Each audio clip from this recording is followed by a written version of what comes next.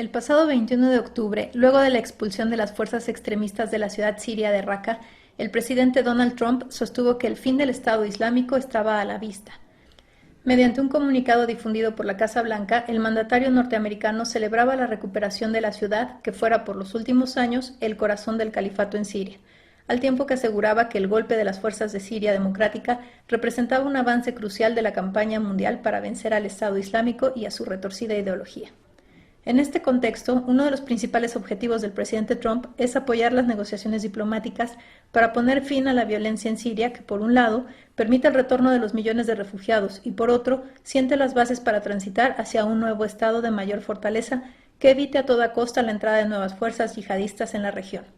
Sin embargo, la creciente influencia ideológica del Estado Islámico que explica los ataques de París, Bruselas, Barcelona y Nueva York en los últimos años parece evidenciar que el golpe asestado a una de las capitales del yihadismo es un corte fino a una entidad perversa, que si bien ha perdido su principal bastión, tiene la capacidad, como si se tratase de la mítica Hidra, de regenerarse y reagruparse con más fuerza en distintas regiones del planeta, constituyendo así una amenaza latente para otros continentes.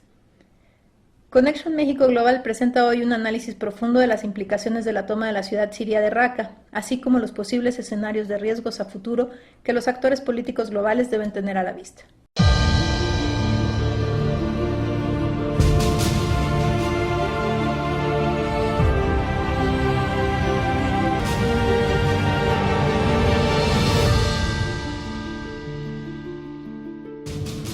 Bienvenidos a este espacio y séptima entrega de Políticamente Incorrecto, un programa de análisis político traído a ustedes por Connection México Global desde el poniente de la Ciudad de México. Hoy se tocará el tema denominado la derrota del Estado Islámico en su actual territorio y el siguiente momento para Medio Oriente y las implicaciones de expansión del terrorismo. Un tema que no ha sido tocado por los medios de comunicación, no ha sido enfatizado por nuestros políticos, por nuestros representantes en el exterior y que sin duda ha traído consecuencias a la sociedad civil a nivel mundial. Hoy es un tema que se debe de abordar con seriedad, ubicando el contexto, ubicando la historia y la proyección que se le pudiese dar.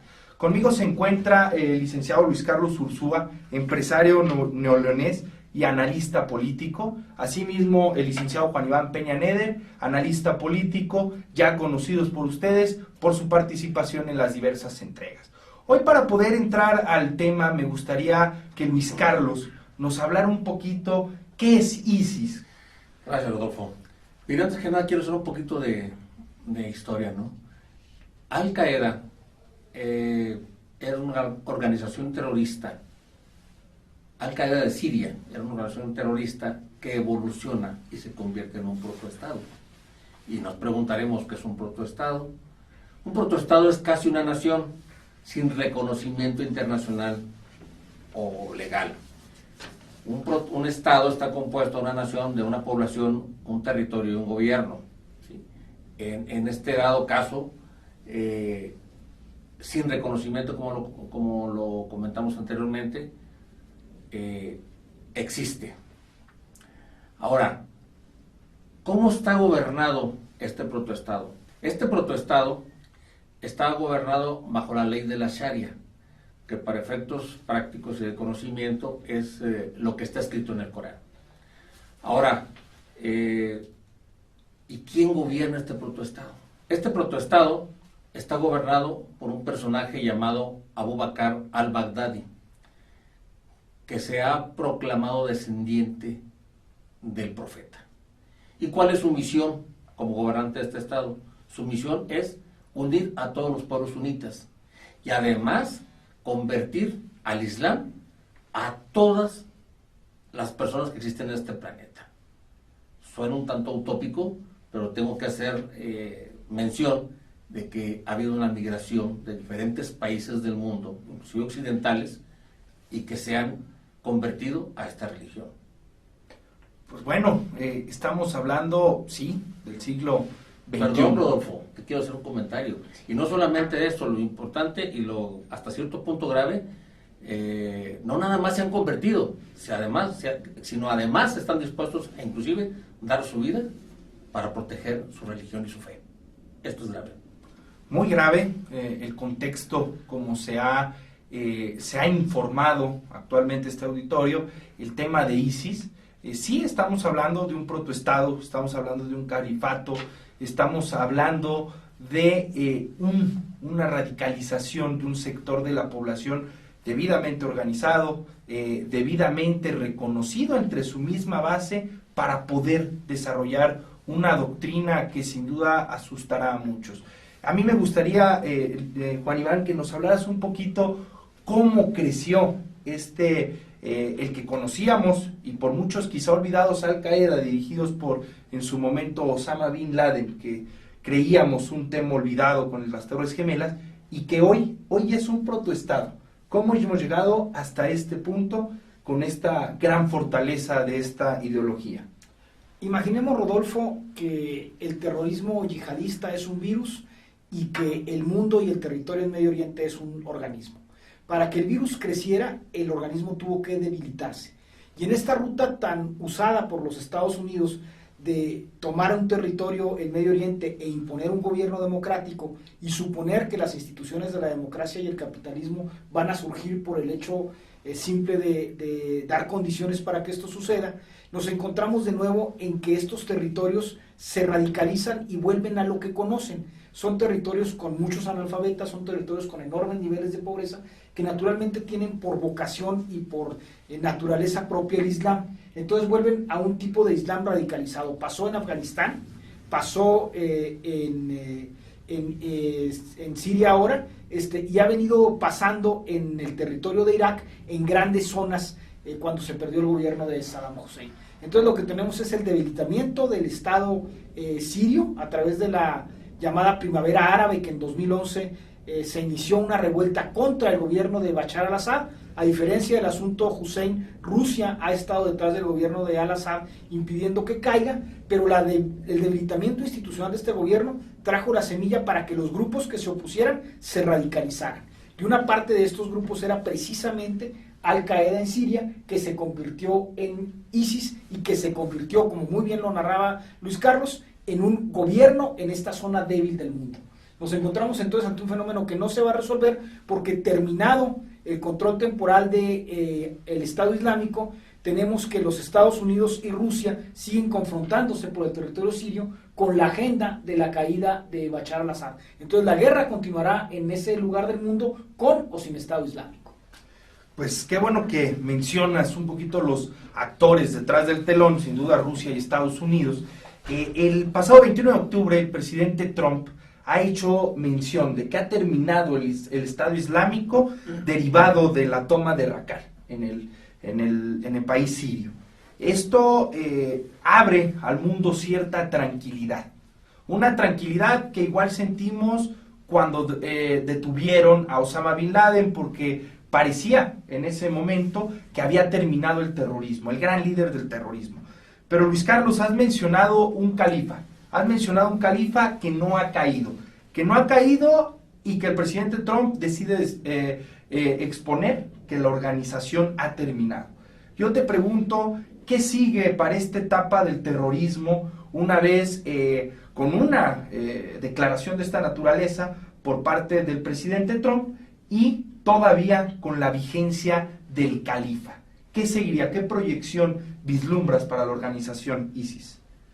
Mira, Rodolfo, si bien es cierto que el presidente Trump, junto con sus aliados los rusos y 30 países más que se unieron en esta guerra en contra del Estado Islámico, en contra del califa, si bien es cierto que se apoderaron del territorio, pero acordémonos que esa casi nación, ese casi país no legal, también tiene una población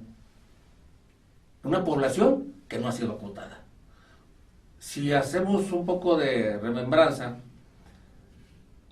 podemos decir o comentar que hay aproximadamente 12,000 personas que no pertenecían a los países propios de la religión musulmana, o sea, que venían de Europa, de América, que provenían de otros países que no estaban dentro de lo que era el territorio del Islam.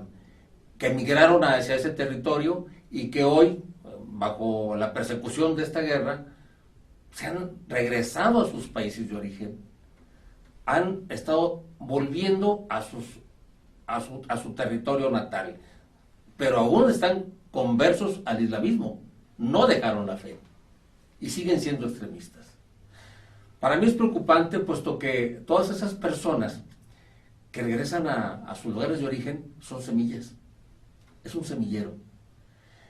Hay una estadística que hizo la inteligencia alemana en la que comentan que solamente el 10% de aquellas personas que regresan de esta guerra o que se regresan a sus países huyendo de la guerra, de la persecución, se han desilusionado de seguir en esa fe y bajo esa capacidad extrema de perjudicar o de querer hacer más adeptos al islamismo.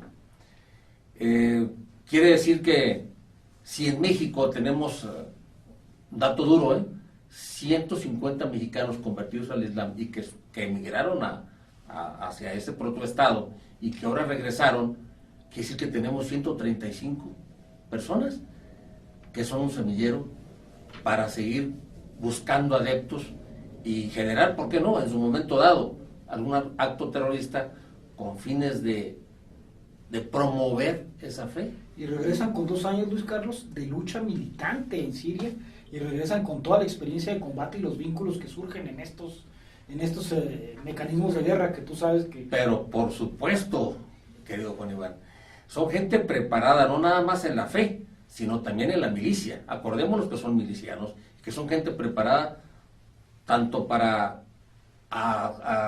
convencer a la gente a la conversión al Islam, así como también pelear y dar su vida defendiendo su fe, en una situación muy extrema, pero muy real, y es preocupante.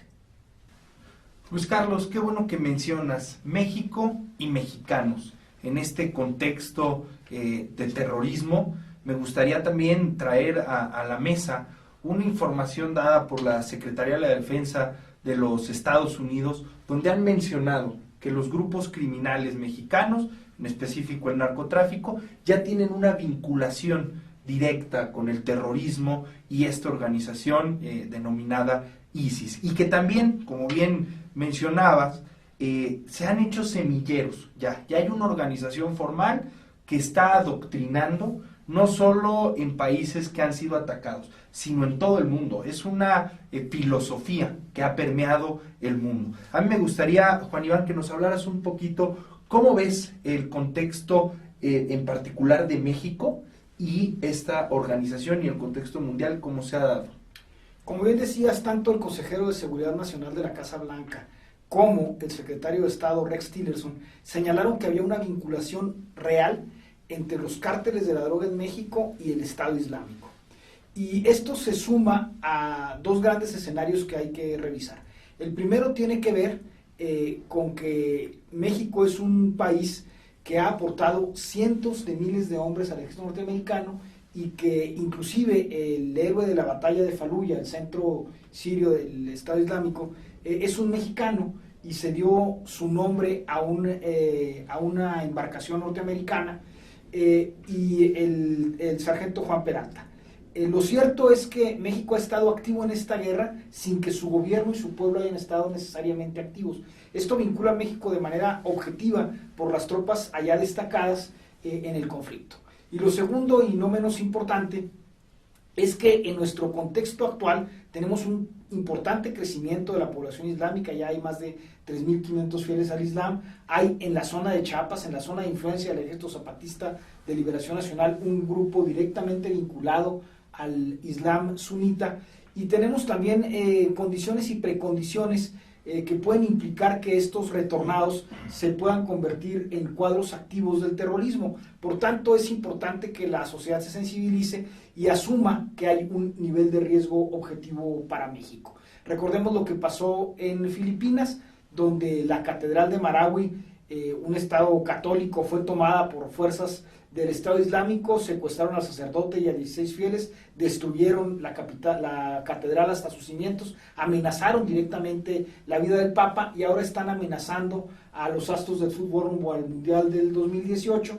Y lo que acaba de pasar en Nueva York, donde un ciudadano uzbeco tomó una camioneta, tenía 5 años viviendo en Estados Unidos y atropelló a 10 transeúntes, de los cuales 5 eran argentinos que no tenían ninguna vinculación ni con el Estado Islámico, ni con la guerra en Siria, eran precisamente de la ciudad donde es Messi, de Rosario, y murieron pues a manos de esta guerra santa que se ha proclamado contra todos los civiles no sunitas del mundo. Entonces México está, quiéralo o no, inserto en esta dinámica y con un nivel de riesgo, diríamos, creciente. La pregunta para mí no es si va a haber un acto terrorista donde México esté implicado, sino simplemente cuándo va a suceder este hecho. Han mencionado, Luis Carlos, tú, esta interacción de México, tanto vinculada al Estado Islámico como también una participación activa. Mi pregunta encaminada a la respuesta que me has dado es si México tiene algún tipo de riesgo a ser atacado directamente, o bien, ¿cuál es el objetivo de esta organización terrorista? México se encuentra dentro de su objetivo, retomando un poquito lo que dijo Luis Carlos, es esta filosofía se basa en la ley del Corán, es decir, eliminemos a todos los que no estén hechos a nuestra doctrina. ¿México en ese contexto se vuelve un blanco del terrorismo? Bueno, de ISIS sí, porque la dirigencia de ISIS en 2015 lanzó una amenaza directa a México, no lo soslayó, lo incluyó entre la alianza que apoyó la coalición internacional, señaló específicamente que México era un objetivo, esto está en los medios de comunicación, y entonces México desde luego es un objetivo, pero no es un objetivo lejano, es un objetivo cercano porque su estructura institucional no está preparada para estos niveles de agresión terrorista. Hemos visto toda clase de muertes a civiles degollados por el Estado Islámico y sabemos, como bien lo señalaba Luis Carlos, que hay cuando menos un centenar de mexicanos que fueron militantes yihadistas. Entonces yo diría que sí, que México es un blanco en sí mismo y además es un objetivo para cruzar la frontera hacia los Estados Unidos. Pues qué grave, qué vulnerables nos encontramos, y más grave aún que los políticos no han tomado en serio este tema, lo ven muy alejado, no han querido estudiar el contexto de ISIS, el contexto del terrorismo, y que nosotros como sociedad tenemos que concientizarnos porque es importante saber cómo se está introduciendo esta doctrina. Por lo comentado por los especialistas, pues no necesariamente necesitan un territorio, sino la adopción de esta doctrina para poder actuar y generar acciones como las que ya todos hemos vivido, el tema de Filipinas mencionado, el tema de Nueva York mencionado, el tema en Francia por todos conocido y doloroso. ¿Algo más, Luis Carlos, que quisieras agregar a este tema que a todos ocupa? Pues sí, sería muy importante. Nosotros como sociedad, como país, México, no debemos de ver lejana la situación de primero que nada, de que hay un grupo de gente capacitada, adiestrada, adoctrinada, en una fe extrema, en donde si no estás conmigo eres mi enemigo y mereces la muerte. Así lo es el Corán. Segunda, México puede ser un caldo de cultivo. Hay muchos factores de población, de economía, de educación y además tenemos, como lo hemos platicado, las posibles alianzas que pudieran darse entre los grupos de la delincuencia organizada y también quiero ser muy realista, sin ser alarmista, existen grupos guerrilleros que están en una etapa previa a un posible levantamiento y buscando el momento para hacerlo. Y se pueden generar alianzas entre los grupos de la delincuencia organizada, este grupo de mexicanos conversos al Islam extremo y esos grupos que están antigobiernistas, vamos a llamarle así.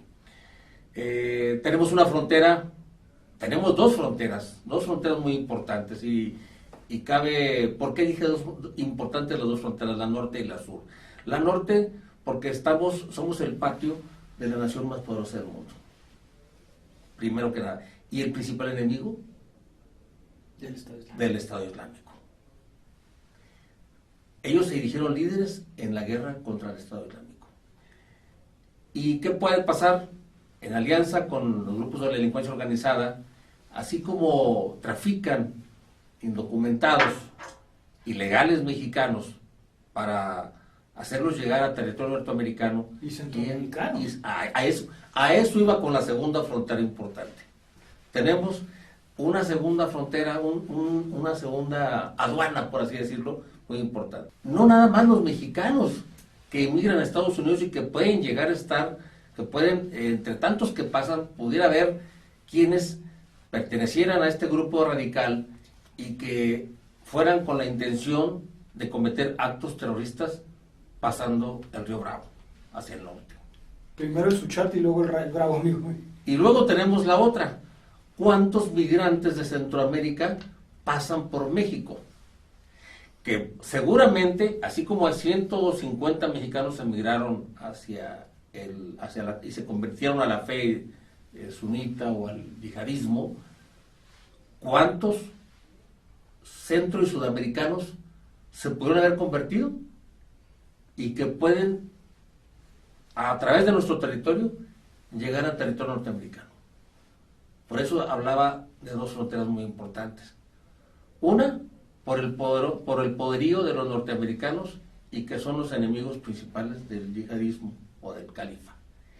Y otra, la cantidad de gente que puede transitar por nuestro país para llegar a los Estados Unidos, a territorio norteamericano, y cometer un acto terrorista. Qué bueno que mencionas esta parte de cómo nos encontramos territorialmente o geográficamente en el contexto de esta guerra, que como bien dices, ha liderado o se ha puesto la bandera de líder el gobierno de Estados Unidos y que ha decidido combatirlo. Somos una sociedad que se encuentra excesivamente vulnerable, tenemos un gobierno omiso, tenemos medios de comunicación omisos en el tema, pero peor aún, tenemos una sociedad omisa, que no quiere saber del tema, que no se siente cómoda en un tema de terrorismo. ¿Y qué vulnerables estamos? Porque con estas tres condiciones somos un territorio sujeto a establecer doctrinas de esta naturaleza, bien para recibir ataques o para que de ella salgan ataques al exterior.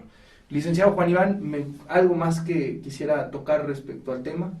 Puntualizar que Islam no es yihadismo y yihadismo no es necesariamente Estado Islámico, que se trata de un grupo polarizado, que hay mucha gente dentro del Islam de buena fe y que proclaman su religión en base a principios de paz, de amor, de respeto a los derechos humanos, pero que sin embargo cada vez suelen confundirse estos términos porque es muy difícil distinguir a cualquier musulmán que no pudiera convertirse en un radical. Lo que acaba de pasar en Nueva York nos hace ver que alguien que no era de la zona de conflicto, que era de un país que no ha padecido invasiones ni guerras, y después de estar residiendo 5 años en Estados Unidos, se convirtió en un militante activo, que hay gente en México que no tiene ninguna vinculación con esta esfera de acción y también se convierte en militantes activos. Entonces, tenemos primero que evitar los prejuicios y segundo que estar alerta. En esta difícil situación tenemos que movernos para respetar los derechos de todos, pero cuidar sobre todo los derechos de los ciudadanos mexicanos. Claro, pues les agradezco mucho su participación en este programa, sobre todo por un tema complicado, el estudio de un tema que pareciese alejado, pero que hoy en día puede abrirle los ojos a la mayoría de la sociedad, a nuestros gobiernos, a nuestros medios de comunicación. Luis Carlos, un último comentario. Claro que sí, Rodolfo. Pues aunque suene un poco políticamente incorrecto, quiero hacer un llamado a la conciencia, a la sociedad civil, al gobierno, a los medios de comunicación, a no quedarse en la estática de darle seguimiento a esto que puede ser el gran problema de mañana. Hoy tenemos la oportunidad de hacer profilaxis. Sí, mañana tendríamos que ser reactivos el problema está y no podemos dejarlo así. Hay que darle seguimiento y sobre todo reforzar con valores a nuestros conciudadanos y a nuestros hijos, que al final de cuentas pueden ser la contraparte del mañana. Gracias Luis Carlos, gracias licenciado Juan Iván por haber participado en esta emisión, segmento más de Políticamente Incorrecto. A nuestro auditorio le pido que se meta a nuestras redes, que busquen el fondo, que estudien el tema en nuestra página de internet www.connectionmexicoglobal.com, en nuestro Twitter @ConnectionMexicoGlobal y en nuestra página de Facebook es Connection México Global. Que se comenten, que busquen, que cualquier duda o aclaración ahí podrán encontrar el link. Agradecemos nuevamente su presencia para que compartan y concienticen a la gente sobre el tema. Les agradecemos. Hasta la próxima.